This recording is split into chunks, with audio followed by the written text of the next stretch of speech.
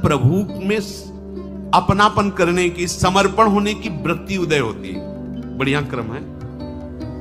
सबसे पहले जिसका उद्धार होना होता है तो उसको सत्संग मिलता है, किसी भी व्यक्ति के द्वारा। ऐसा नहीं कि वो साधु के द्वारा ही, किसी पुस्तिका के द्वारा, किसी ग्रंथ के द्वारा, किसी प्रवचन के द्वारा उसको किसी संत पर श्रद्धा की बात नहीं की जा रही।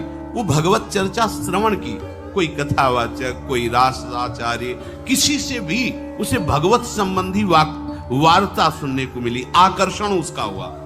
अब उसके दूसरी बात, उसके हृदय में प्रभु के प्रति समर्पण होने की भावना जागृत होती है। मैं भी शरणागत होकर भगवान का भजन करूंगा।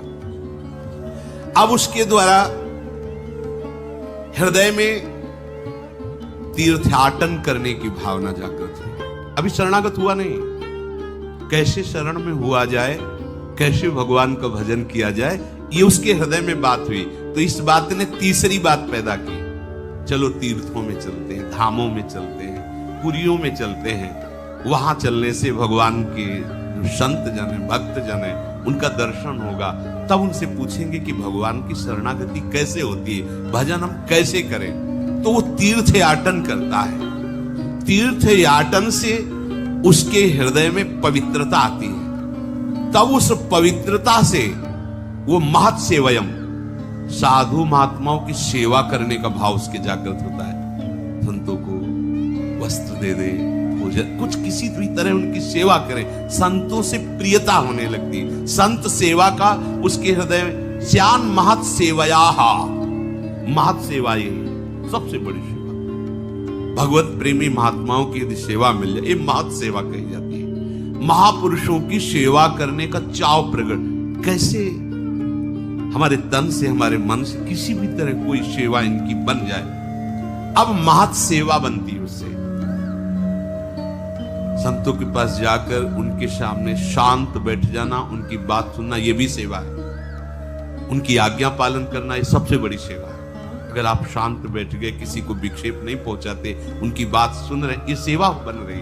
मतलब एक आदमी वो दंडता करे, अभी सबके आनंद में विघ्न पड़ जाएगा। संतों के पास सबसे पहली सेवा है, आप शांत, गंभीर, हलचल रहे, उनके अनुकूल, फिर उनके वचनों को श्रद्धा पूर्वक श्रवण करके, मनन करके अपने जीवन में उतारने की बात आती। महत् सेवा बनी तो उसकी प्रभु की बातों में आसक्ति पैदा हुई।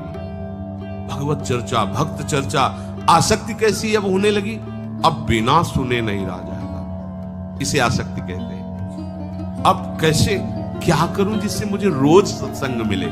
ये अहोभाग्य है, अपने को जो रोज सत्संग कथन श्रवण करने को मिलता है, ये दुर्लभ बात है, दुर्लभ बात है। सुतदारा धन लक्ष्मी पापियों के घर हुए, संत समागम हरि कथा तुलसी दुर्लभ, ये दुर्लभ बात।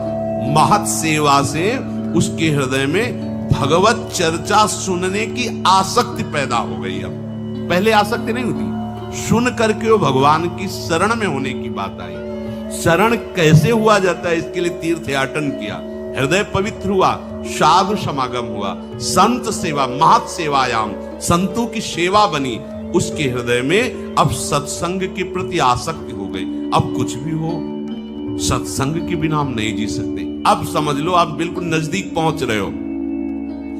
कथा में जो ही रुचि हुई तो अकल्याण करने वाले जितने विषय थे उन पे उसकी नजर गई।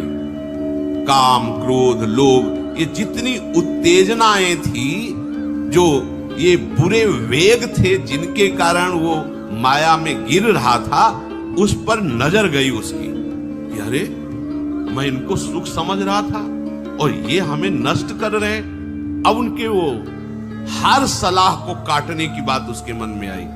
जो काम क्रोध की सलाह से वो भ्रष्ट हो रहा था, सत्संग में उसको ये विवेक प्राप्त हुआ और अब वो शासन करने लगा। उन विकारों को असह्य नहीं हो जाना, ये उनको नष्ट करने का उपाय है।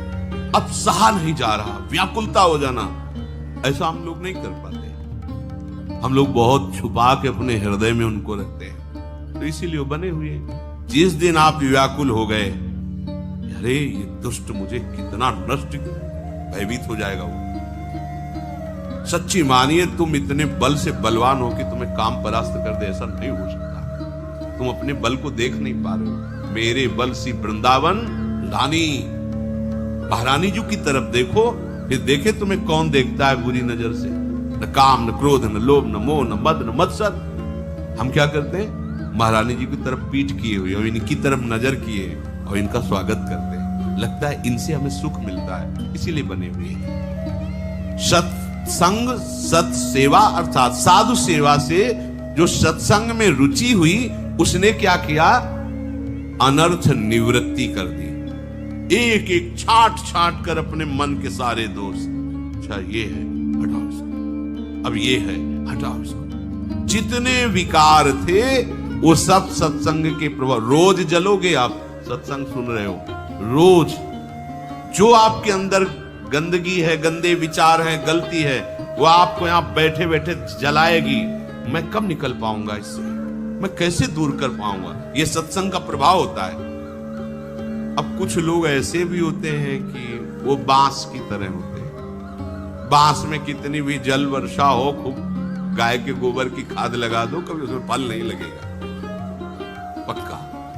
चाहे गुरु मिले बिरंच सम, फूले फरे न बेत, बरसे सुधा जल सम। अमृत वर्षा करे तो भी बेत बांस में फूल फल नहीं लगेंगे। ऐसे मूर्ख हृदय न चेत, चाहे गुरु मिले बिरंच सम।